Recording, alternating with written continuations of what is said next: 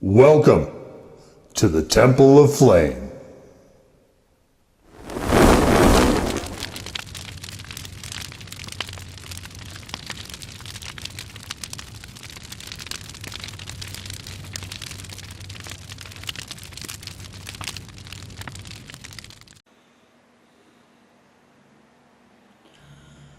And today, faithful acolytes, we take a look at this. And what this is from Nissin, it is the Fire Wok line, which is a sub-line of the hot and spicy. This is the Screamin Sichuan beef. Now, this one was supposed to come out with the torch teriyaki. There's a review of that in the Spicy Noodles playlist if you're interested. I did not find it enjoyable, but anyway, that was supposed to come out at the same time. This one has just barely come out at the time of filming. I literally just barely found it, which is, I'm recording this in late September. I'm not quite sure when it'll be posted. So a delay of almost, actually a little bit over a quarter from the time that the other one came out, and they were supposed to be companion. Now, I don't know why these are in the bowls. Or not in the bowls, rather. Oh, and in the packages as opposed to the bowls. So we have habanero, we have the peppercorn. So I'm kind of hopeful here with the, not so much because of the habanero, but the peppercorns, because I can't think of a time I've ever had that so-called tongue-numbing thing, and I think that'd be kind of interesting because I don't ever remember a time when that's happened to me, and I'm feeling left out. I like new experiences, even if they're weird ones like that. So we're gonna crack it open and take a look here at the usual nonsense. I'm sure. Oh, I should have. Oh, I did a dumb. Okay, that's all right. We'll fix it. So again, like the other ones, you can see with the white bowl here, these are coated. Interesting. So there's a coating already on these, and we need to make them fit. Now they fit. Let's see what else is in here. The only one of these Fire Woks that I think is any good, and the other one that I bought repeatedly, in fact, I have some on my shelf right now as I do this, was the sizzling pork, which is just, if you throw away the goofy packet that comes with it, maybe that's the thing. This one and this one, the torch teriyaki only have the seasoning. They did not have an additional fire sauce packet or anything like that. But the fire sauce doesn't help anything. So for me, if you just have the sizzling pork by itself, it makes a surprisingly decent pork tonkatsu. For instant, anyway. I mean, not restaurant quality, but if you add the fire sauce or whatever it is to it flavor-wise is bad though. So, all right, so we're gonna throw some water on this. Take this baby on over to the microwave, and we're gonna do the usual 4 minutes. Let it sit for 5. And come back and see just what kind of havoc we have in store for us. My, oh my, this bowl is still hot. But there they are, all cooked up. And we'll give them a little stir. So I can smell Chinese 5 spice here. It's got a really interesting fragrance to it. I'm cautiously optimistic. Definitely some white pepper in there. All right. Let's just see. The Fire Woks, like I said, have been mostly disappointing. With the last one in a packet, the torch teriyaki not being especially pleasant. So I guess I'm curious. I can't even say I'm cautiously optimistic. I'm just curious.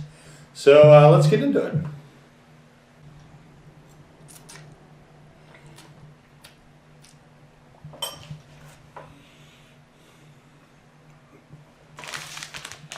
So 5 peppers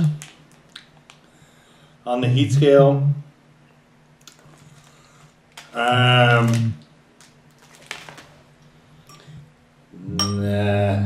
no. that would be. So they have a scale of 6, so that would be between an 8.5 and a 9.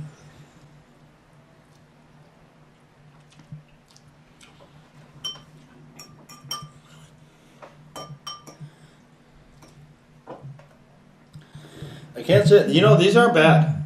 They're there's not a lot of flavor here though. You can see I had very little water in there.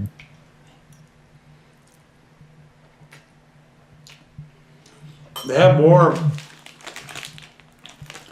of the sort of Sichuan odor than they do any particular strong flavor here. I remember back for a really, really long time, they didn't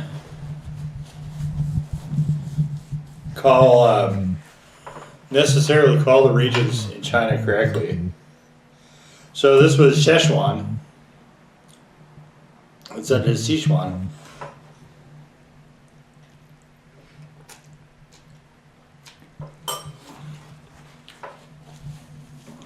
Beijing was Peking.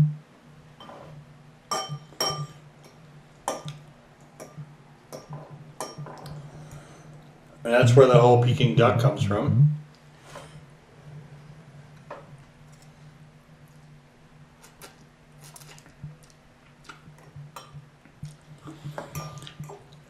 A lot of times when stuff comes here to America, or when we well, let's just say we appropriate styles, right, of other countries.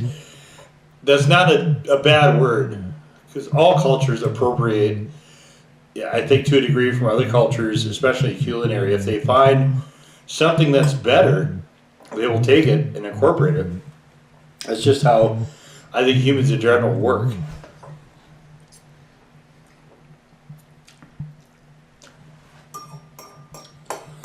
They'll put their spin on it, or they'll invent it outright, like General Tso's chicken, or General Tso's chicken.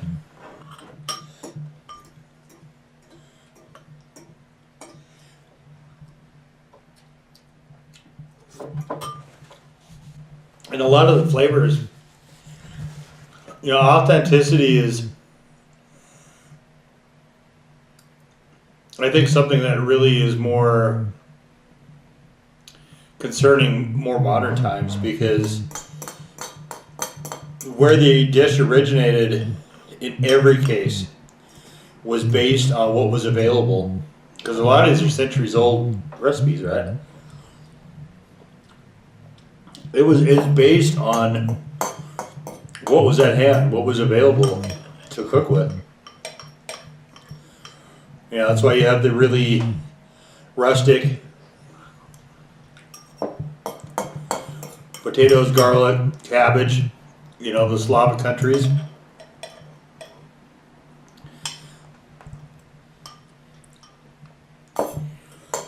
And some of the Germanic ones to a degree.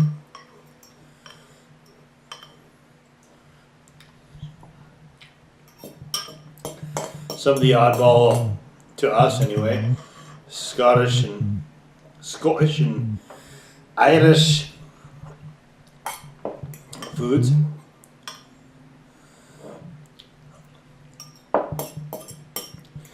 My ancestors had their own deranged stuff. But there's a lot of this is in the name of practicality. Like lutefisk. Should lutefisk exist anymore? Probably not.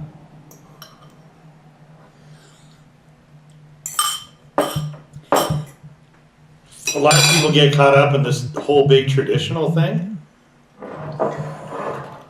But that dish, among others, was derived simply in the name of expediency, of preservation so that they could actually store the if you had it, you know that it might not necessarily pass for what we would consider food. But that was a thought. You know, that was the thought, was these, you know, see the raiding voyages, you couldn't stop the non-motorized ships to just, you know, fuck off and go get a burger at the drive-thru in the middle of the ocean at Burger King or anything. So, anyway, this is, I'm sure, not what anyone would call authentic. It is not bad. I would put this at, so the pork one is easily the best. The, I think the shrimp or the chicken, I don't recall which. The torch teriyaki is the worst. There was another beef one, that one was bad also. Maybe it wasn't a shrimp, might have been chicken.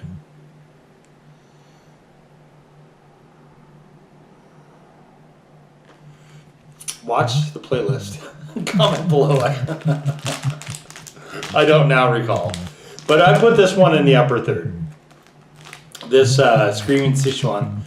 And I'm actually kind of glad this came out. This was nice. I've got tingles on my tongue right now. I don't have a numb tongue. I've not got that mouth numbing effect, unfortunately. I think I'm one of those people that just doesn't ever happen to. And I've eaten Szechuan, whatever you want to call it, food a number of times that I just have never come across that. Maybe you have to get to a certain quantity. Maybe it's a tolerance thing. I don't know. But it's not there.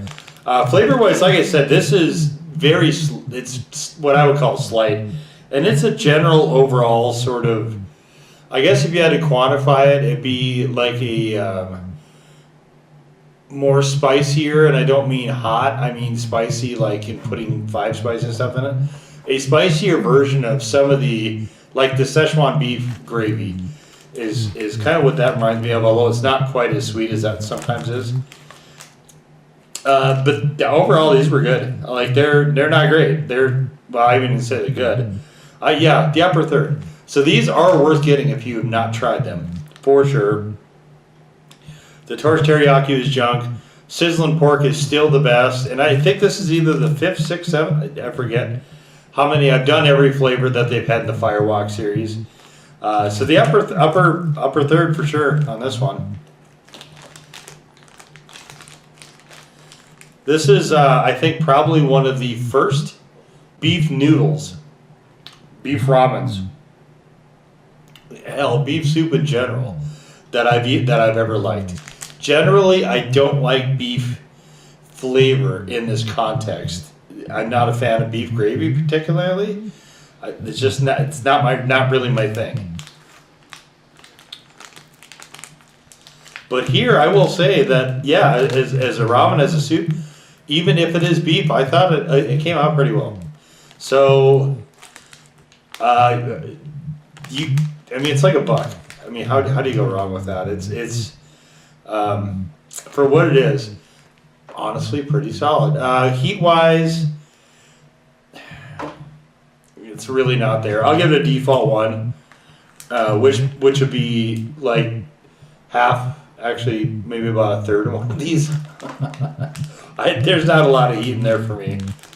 So chili heads are probably not going to be satisfied from this, unless they're also foodies, and unless they sort of dig the sort of flavor profile here, which, like I said, is not as forceful as I would have thought it would be, but was overall surprisingly pretty decent. And we'll just leave it there. So that is the Nissin Fire Wok Screamin Sichuan Beef Ramen. Now go forward in peace to serve the flame.